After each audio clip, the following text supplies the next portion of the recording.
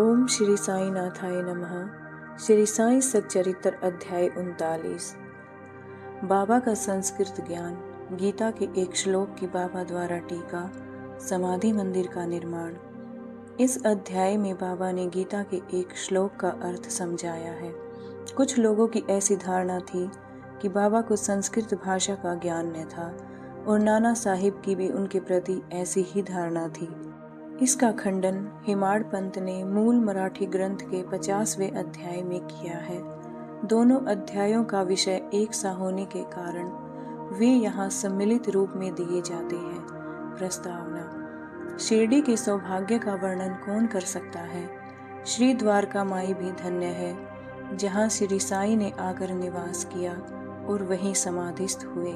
शिरडी के नर नारी भी धन्य है, जिन्हें साई ने पधार कर अनुग्रहित किया और जिनके प्रेम वश ही वे दूर से चलकर वहां आए।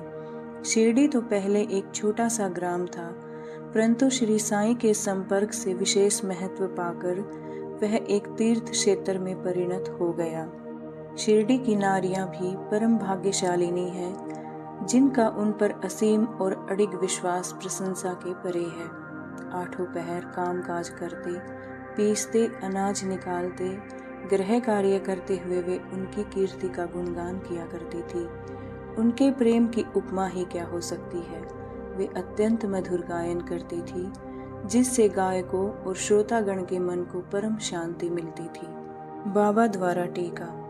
किसी को स्वप्न में भी ज्ञात न था कि बाबा संस्कृत के भी ज्ञाता हैं। एक दिन नाना साहिब चांदुरकर को गीता के एक श्लोक का अर्थ समझाकर उन्होंने लोगों को विस्मय में डाल दिया। इसका संक्षिप्त वर्णन सेवानिवृत्त मामलतदार श्री बी देव ने मराठी साई लीला पत्रिका के भाग 5 में छपवाया है। इसका संक्षिप्त विवरण साई बाबाज चार्टर्स एंड सेइंग्स पुस्तक के 61वें पृष्ठ पर और the wondrous Saint Sai Baba के पृष्ठ 36 पर भी छपा है। ये दोनों पुस्तकें श्री बी नरसिंह स्वामी द्वारा रचित हैं। श्री बी देव ने अंग्रेजी में तारीख 27/9/1936 को एक वक्तव्य दिया है, जो कि नरसिंह स्वामी द्वारा रचित पुस्तक के भक्तों के अनुभव भाग 3 में छापा गया है। श्री देव को इस विषय की प्रथम सूचना नाना साहिब चांदुरकर द्वारा ही प्राप्त हुई थी, इसीलिए उनका कथन नीचे उद्धृत किया जाता है। नाना साहिब चांदोरकर वेदांत के विद्वान विद्यार्थियों में से एक थे। उन्होंने अनेक टीकाओं के साथ गीता का अध्ययन भी किया था तथा उन्हें अपने इस ज्ञान का अहंकार भी था। उनका मत था कि बाबा संस्कृत भाषा के सर्वथा अनभिज्ञ हैं। इसीलिए बाबा ने उनके इस भ्रम का निवारण करने का विचार किया। यह उस समय की बात है जब भक्तगण अल्प संख्या में आते थे। बाबा भक्तों से एकांत में देर तक वार्तालाप किया करते थे। नाना साहिब इस समय बाबा की चरण सेवा कर रहे थे और अस्पष्ट शब्दों में कुछ गुनगुना रहे थे। बाबा, नाना तुम धीरे धीरे क्या कह रहे हो। नाना, मैं गीता के एक श्लोक का पाठ कर रहा हूँ। बाबा, कौन सा श्लोक है वह। नाना, यह भगवत गीता का एक श्लोक है, जरा उसे उच्च स्वर में तो कहो। तब नाना भगवत गीता के 4थे अध्याय का 38वां श्लोक कहने लगे। तद्विधि प्रणिपातेन परिपर्शनेन सेवया उपदेक्षयन्ति ते ज्ञानम ज्ञानेन तत्वदर्शिनः। बाबा, क्या तुम्हें इसका अर्थ भी विदित है। नाना साहिब, जी महाराज, यदि विदित है तो मुझे भी सुनाओ। नाना कहने लगे, इसका अर्थ है तत्व को जानने वाले ज्ञानी पुरुषों को भली प्रकार दंडवत कर सेवा और निष्कपट भाव से किए गए प्रश्न द्वारा ज्ञान को जानो। वे ज्ञानी जिन्हें सद्वस्तु ब्रह्म की प्राप्ति हो चुकी है, तुझे ज्ञान का उपदेश देंगे। बाबा, नाना, मैं इस प्रकार का संकुल भावार्थ नहीं चाहता। मुझे तो प्रत्येक शब्द और उसका भाषांतरित उच्चारण करते हुए व्याकरण सम्मत अर्थ समझाओ। अब नाना एक एक शब्द का अर्थ समझाने लगे। बाबा ने पूछा, नाना, क्या केवल साष्टांग नमस्कार करना ही पर्याप्त है। तब नाना ने कहा, नमस्कार करने के अतिरिक्त मैं प्रणिपात का कोई दूसरा अर्थ नहीं जानता। बाबा, परिप्रश्न का क्या अर्थ है? नाना, प्रश्न पूछना। बाबा, प्रश्न का क्या अर्थ है? नाना, वही प्रश्न पूछना। यदि परिप्रश्न और प्रश्न दोनों का ही अर्थ एक ही है, तो फिर व्यास ने परि उपसर्ग का उपयोग क्यों किया? नाना साहिब कहने लगे, मुझे तो परिप्रश्न का अन्य अर्थ विदित नहीं है। बाबा, सेवा यहाँ किस प्रकार की सेवा से आशय है? वही जो हम लोग सदा आपकी करते रहते हैं। बाबा ने कहा, क्या यह सेवा पर्याप्त है? तब उन्होंने उत्तर दिया, इससे अधिक सेवा का कोई विशिष्ट अर्थ मुझे ज्ञात नहीं है। बाबा ने दूसरी पंक्ति के उपदिक्षयन्ति ते ज्ञानम में क्या तुम ज्ञान शब्द के स्थान पर दूसरे शब्द का प्रयोग कर इसका अर्थ कह सकते हो? उन्होंने कहा, जी हाँ। तब बाबा ने पूछा कि कौन सा शब्द है वह? तब नाना ने उत्तर दिया, अज्ञानम। बाबा ने कहा, ज्ञानम के बजाय उस शब्द को जोड़कर क्या इस श्लोक का अर्थ निकलता है? तब नाना ने कहा, जी नहीं, शांकर भाष्य में इस प्रकार की कोई व्याख्या नहीं है। तब बाबा ने कहा, नहीं है तो क्या हुआ? यदि अज्ञान शब्द के प्रयोग से कोई उत्तम अर्थ निकल सकता है तो उसमें आपत्ति ही क्या है? नाना साहिब कहने लगे, मुझे नहीं पता कि उसमें अज्ञानम शब्द का किस प्रकार प्रयोग होगा। तब बाबा ने कहा, कृष्ण ने अर्जुन को क्यों ज्ञानियों तथा तत्वदर्शियों को नमस्कार करने या उनसे प्रश्न पूछने और सेवा करने का उपदेश किया था? क्या स्वयं कृष्ण तत्वदर्शी नहीं थे, वस्तुतः स्वयं ज्ञान स्वरूप? नाना साहिब कहने लगे, जी हाँ, वे ज्ञान अवतार थे, परंतु मुझे यह समझ में नहीं आता कि उन्होंने अर्जुन से अन्य ज्ञानियों के लिए क्यों कहा। तब बाबा ने कहा, क्या तुम्हारी समझ में नहीं आया? अब नाना हतप्रभ हो गए और उनका घमंड चूर हो चुका था। तब बाबा स्वयं इस प्रकार अर्थ समझाने लगे, ज्ञानियों को केवल साष्टांग नमस्कार करना ही पर्याप्त नहीं है, हमें सद्गुरु के प्रति अनन्य भाव से शरणागत होना चाहिए।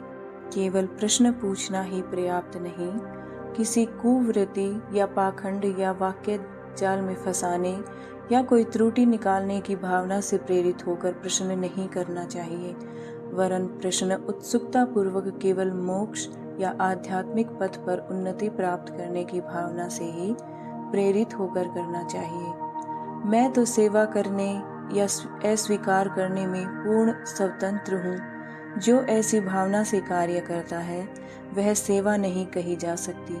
उसे अनुभव करना चाहिए कि मुझे अपने शरीर पर कोई अधिकार नहीं है, इस शरीर पर तो गुरु का ही अधिकार है और केवल उनकी सेवा के निमित्त ही यह विद्यमान है। इस प्रकार आचरण करने से तुम्हें सद्गुरु द्वारा ज्ञान की प्राप्ति हो जाएगी, जैसा कि पूर्व श्लोक में बताया गया है। नाना को यह समझ में नहीं आ सका कि गुरु किस प्रकार अज्ञान की शिक्षा देते हैं। बाबा, ज्ञान का उपदेश कैसा है, अर्थात भविष्य में प्राप्त होने वाली आत्मा अनुभूति की शिक्षा। अज्ञान का नाश करना ज्ञान है। गीता के श्लोक 1966 पर ज्ञानेश्वरी भाष्य की ओवी 1396 में इस प्रकार वर्णन है, हे अर्जुन, यदि तुम्हारी निद्रा और स्वप्न भंग हो तब तुम स्वयं हो। वह इसी प्रकार है। गीता के अध्याय 5:13 के आगे टीका में लिखा है, क्या ज्ञान में अज्ञान नष्ट करने के अतिरिक्त कोई और भेद भी है? अंधकार नष्ट करने का अर्थ प्रकाश है। जब हम द्वैत नष्ट करने की चर्चा करते हैं तो हम अद्वैत की बात करते हैं। जब हम अंधकार नष्ट करने की बात करते हैं तो उसका अर्थ है कि हम प्रकाश की बात करते हैं। यदि हम अद्वैत की स्थिति का अनुभव करना चाहते हैं तो हमें द्वैत की भावना नष्ट करनी चाहिए। यह अद्वैत स्थिति प्राप्त होने का लक्षण है। द्वैत में रहकर अद्वैत की चर्चा कौन कर सकता है? जब तक वैसी स्थिति प्राप्त न हो तब तक क्या कोई उसका अनुभव कर सकता है? शिष्य श्री सद्गुरु के समान ही ज्ञान की मूर्ति है। उन दोनों में केवल अवस्था, उच्च अनुभूति, अद्भुत अलौकिक सत्य, अद्वितीय योग्यता और ऐश्वर्य योग में भिन्नता होती है। सद्गुरु निर्गुण निराकार सच्चिदानंद है।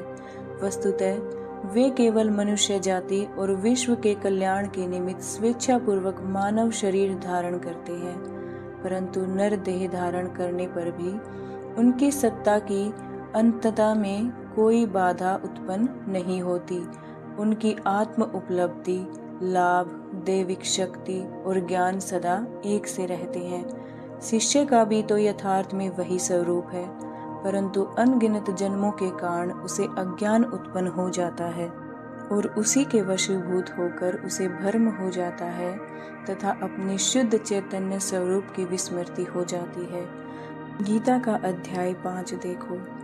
अज्ञानेनावृतं ज्ञानम ने मुह्यन्ति जन्तवः।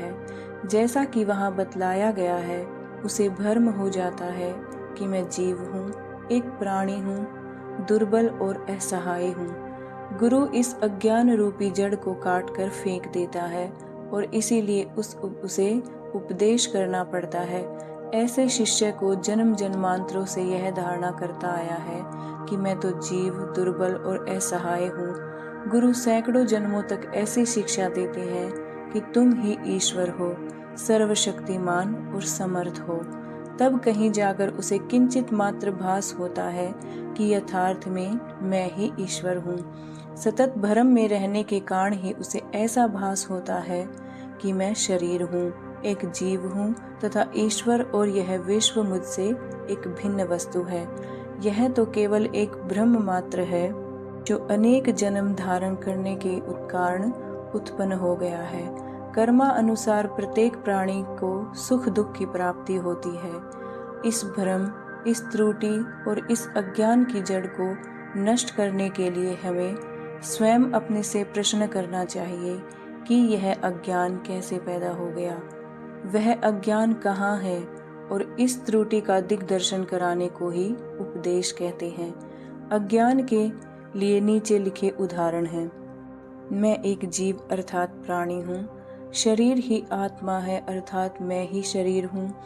ईश्वर, विश्व और जीव भिन्न भिन्न तत्व हैं।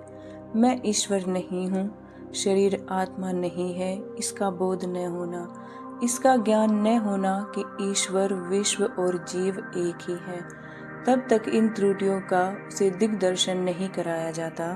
तब तक शिष्य को यह कभी अनुभव नहीं हो सकता कि ईश्वर, जीव और शरीर क्या है, उनमें परस्पर क्या संबंध है तथा वे परस्पर भिन्न है या अभिन्न है अथवा एक ही है।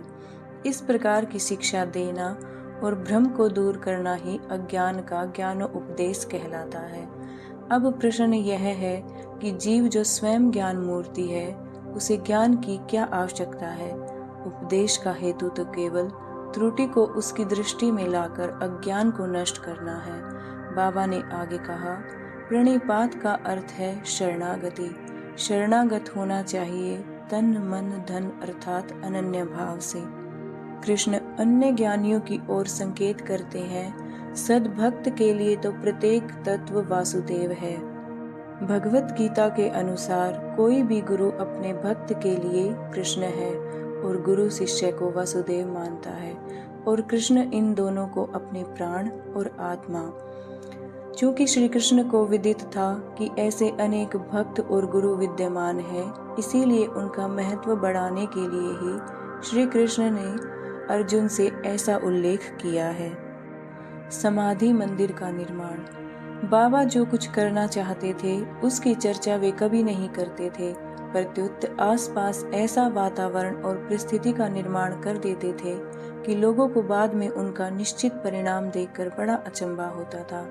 समाधि मंदिर इस विषय का उदाहरण है। नागपुर के प्रसिद्ध लक्षाधिपति श्रीमान बापू साहेब बूटी सकुटुंब शिरडी में रहते थे। एक बार उन्हें विचार आया कि शिरडी में स्वयं का एक वाड़ा होना चाहिए। कुछ समय के पश्चात जब वे दीक्षित वाड़े में निद्रा ले रहे थे तो उन्हें एक स्वप्न हुआ। बाबा ने स्वप्न में आकर उनसे कहा कि तुम अपना एक वाड़ा और एक मंदिर बनवाओ। श्यामा भी वहीं शयन कर रहा था और उसने भी ठीक वैसा ही स्वप्न देखा।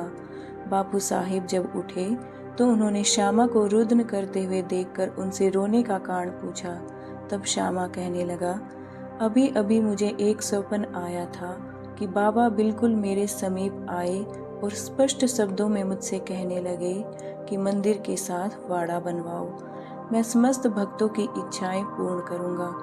बाबा के मधुर और प्रेम पूर्ण शब्द सुनकर मेरा प्रेम उमड़ पड़ा तथा गला रुंध गया और मेरी आंखों से अश्रुओं की धारा बहने लगी। इसीलिए मैं जोर जोर से रोने लगा।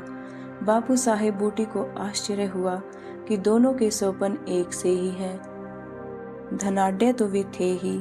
उन्होंने वाड़ा निर्माण करने का निश्चय कर लिया और श्यामा के साथ बैठकर एक नक्शा खींचा।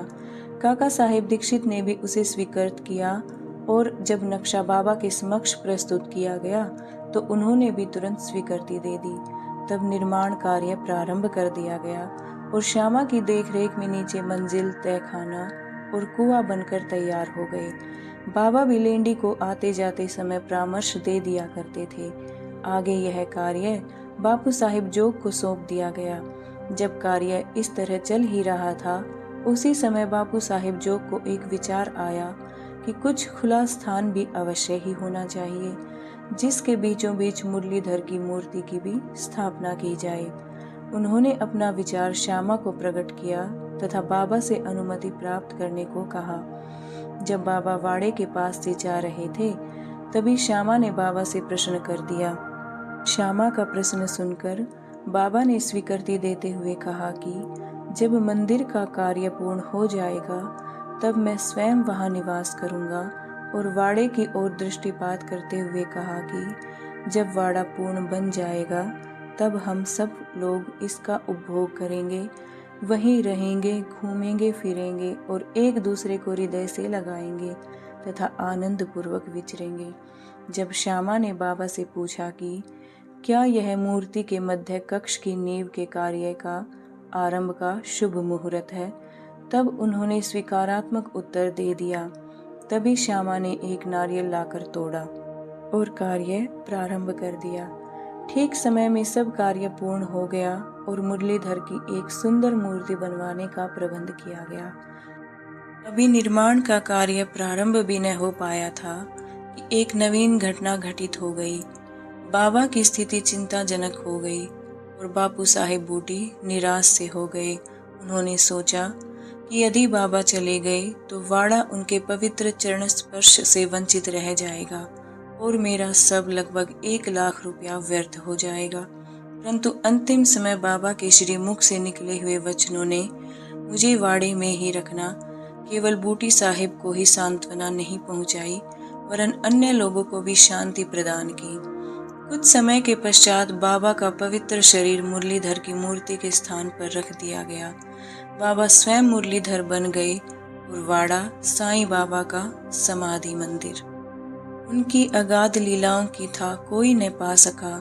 श्री बापू साहेब बूटी धन्य हैं, जिनके वाड़े में बाबा का दिव्य और पवित्र पार्थिव शरीर अब विश्राम कर रहा है। ओम श्री साईनाथाय नमः। श्री सद्गुरु साईनाथार्पणमस्तु। शुभम भवतु। अध्याय 39 संपूर्ण।